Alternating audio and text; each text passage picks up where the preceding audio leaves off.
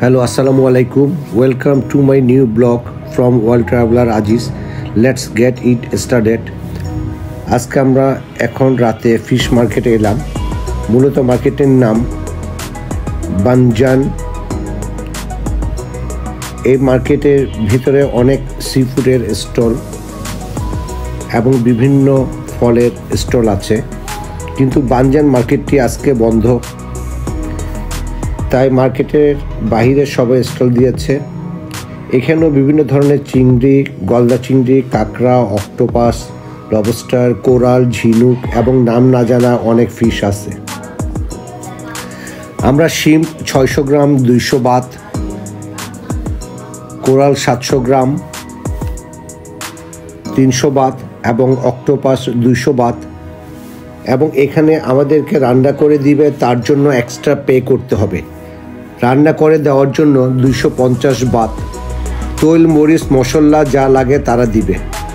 মোট খরচ হয়েছে 950 বাত।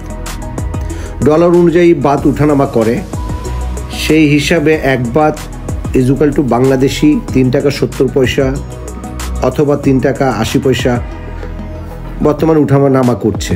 সেই অনুযায়ী আপনারা হিসাব করে নেবেন। এখন আমরা আপনাদের বিভিন্ন ফিশ এবং ফ্রুটসের বিভিন্ন স্টল ঘুরে দেখাচ্ছি।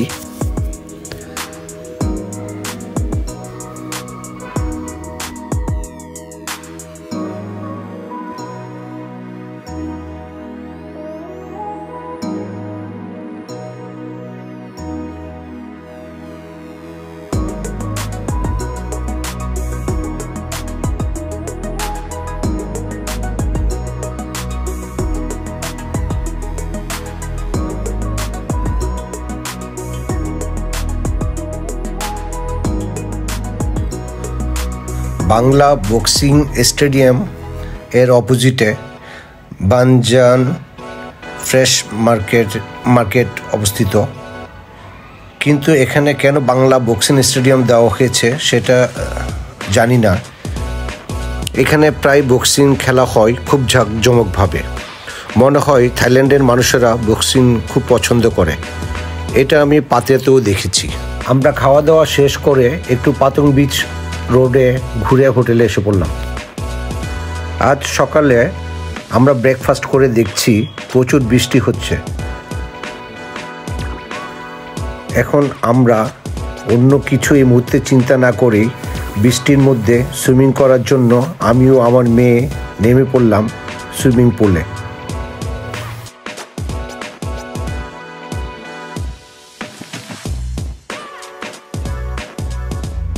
আমরা এই সুইমিং পুলে সুইম করে যথেষ্ট আনন্দ পাচ্ছি, যা ভাষায় প্রকাশ করার নয়।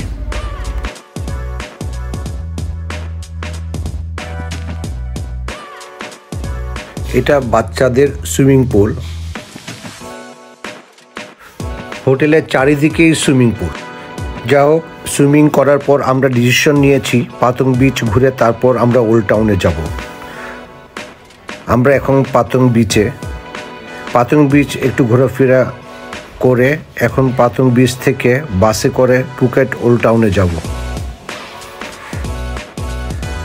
পাতং বিচ থেকে ফুকেট ওল্ড টাউনে ট্যাক্সিতে করে গেলে 450 বাত লাগে, তাই মাত্র জনপ্রতি 40 বাত দিয়ে আমরা বাসে করে চলে আসলাম ওল্ড টাউনে। বাসের কালার হলো ব্লু কালার। বাস 30 মিনিট পর পাতং বিচের সামনে আসে। এখানে ওল্ড টাউনটি কয়েকশো বছরের আগে নির্মিত বাড়ি, যদিও বাড়িগুলি দোতলা 3 তলার বেশি নয়, কিন্তু আশ্চর্য বিষয় দেখবেন কি অপরূপ মনোমুগ্ধকর দৃশ্য, কি সুন্দরভাবে প্রতিটি বাড়ি এখানে দাঁড়িয়ে আছে। এক এক বাড়ি এক এক রঙের। আমি এখানে এসে এখানে নান্দনিক সৌন্দর্য দেখে বিশ্বাস করতে পারছিলাম না যে এরা কি সুন্দর করে রেখেছে ওল্ড টাউনটি। যদিও এখানে তেমন কিছু নেই, এখানে কাপড়ের স্টলগুলি অসম্ভব সুন্দর লাগছে। এক এক ড্রেস এক এক রকমের ডিজাইনের। এখানে ওল্ড টাউন অর্থনৈতিকভাবে অনেক বেশি সাবলীল। চারিদিকে ট্যুরিস্ট প্লেস, হাঁটাহাঁটি করতে এবং সেলফি তুলতে খুব ভালো লাগছে। এখানে চাইনিজরা অনেক বছর আগেই এসেছে, এটা আমি আগেই বলেছি। এখানে চাইনিজরা বেশ কিছু টাকা ইনভেস্ট করেছে, চারিদিকে ব্যবসা বাণিজ্য শুরু করে দিয়েছে। এখানে ম্যাক্সিমাম চাইনিজদের বসবাস সেই অনেক আগে থেকেই।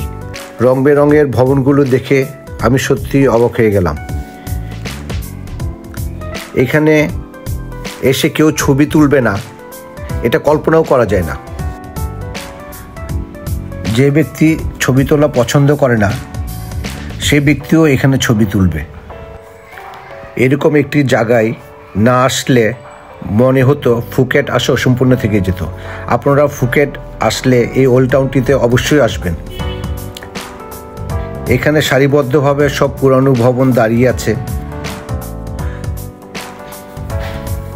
আপনারা যে গলি দিয়েই যাবেন না কেন, সব গলিতেই নান্দনিক সৌন্দর্য উপভোগ করবেন।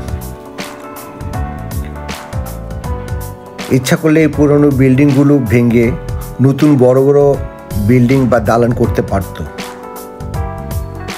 তখন হয়তো বা কিছু বেশি অর্থনৈতিক সাফল্য আসতো, কিন্তু আমার ব্যক্তিগতভাবে মনে হচ্ছে বড় বড় দালানের আয় থেকেও এখানের আয় আরও বেশি হচ্ছে এবং ট্যুরিস্টও অনেক বেশি পাচ্ছে।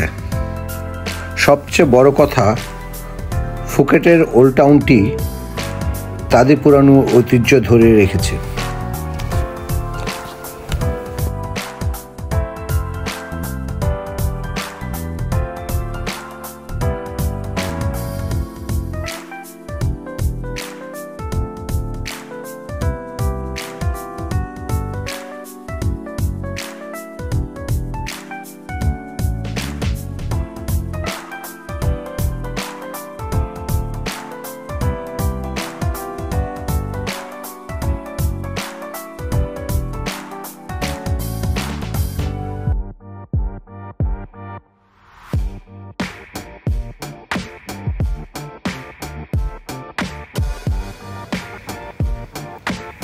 আমরা এখন ওল্ড টাউনের সামনে, এখানে একটি চায়না ফেস্টিভ্যালে আসলাম।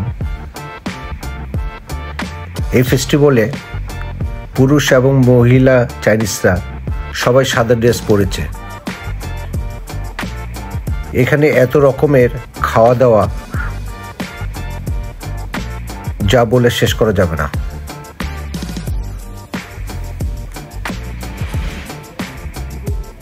আমার মনে হচ্ছে এই ফেস্টিভ্যালে চাইনিজরা সবাই নিজেরা যে যা তৈরি করতে পারে, সবাই যার যার মতো বিভিন্ন রকমের জিনিস তৈরি করে উপস্থাপন এবং বিক্রি করছে।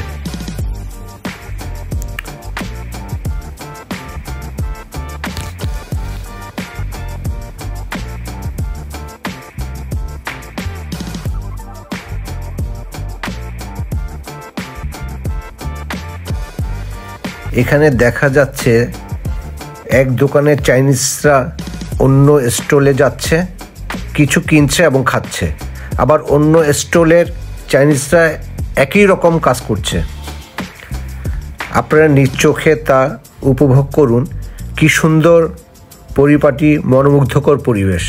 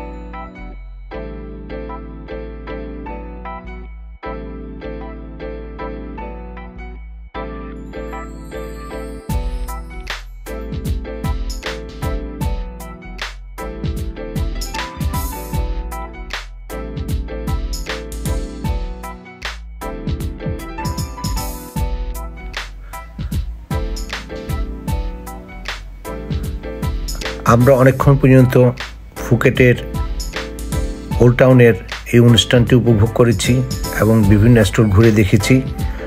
তারপর আমরা এখন ফুকেটের উদ্দেশ্যে রওনা দিলাম। ফুকেটে যারা ঘুরতে আসবেন তারা অবশ্যই চারিদিকে নান্দনিক সৌন্দর্য, রাস্তাঘাট, উঁচু নিচু পাহাড়ের রাস্তা, গাছগাছালি সব কিছু কত যে পরিষ্কার তা বলার অপেক্ষা রাখে না। এরা যদি এত সুন্দর রাখে তাদের দেশকে, আমরা কেন চেষ্টা করছি না আমাদের দেশকে সুন্দর রাখতে? রাস্তায় আমি এক টুকরো ময়লা বা কাগজ দেখতে পাচ্ছি না, সেই জন্য আমার নিজের জিত লাগছে।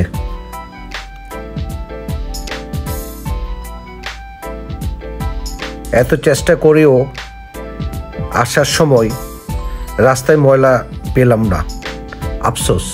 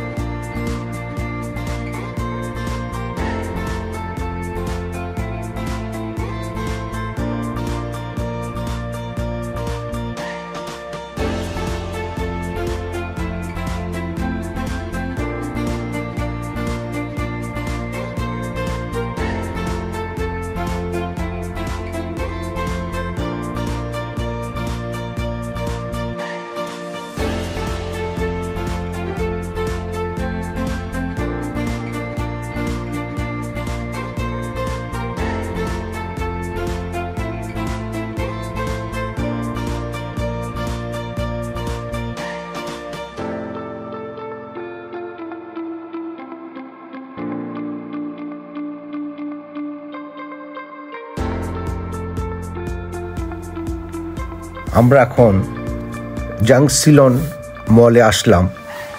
আগে আমি বলেছিলাম আপনাদের সময় পেলে আসব। এই মার্কেটের ভিতরে অনেকগুলো ব্র্যান্ডেড স্টল আছে এবং রিজনেবল প্রাইস।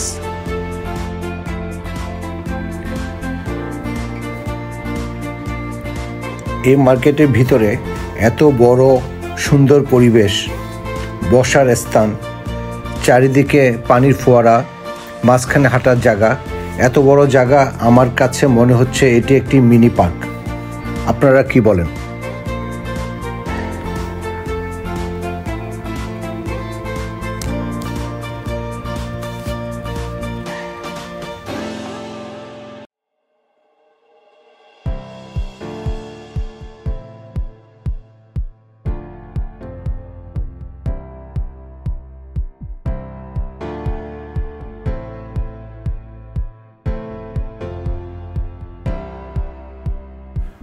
আমরা এখন মার্কেট থেকে বের হয়ে গেলাম। রাতের খাবারের জন্য আমরা একটি অ্যারাবিয়ান হোটেলের দিকে এগিয়ে যাচ্ছি।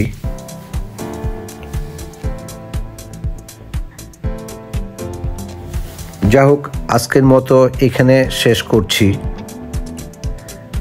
নেক্সট ব্লগ দেখার আমন্ত্রণ রইল। আশা করি সুস্থ থাকবেন।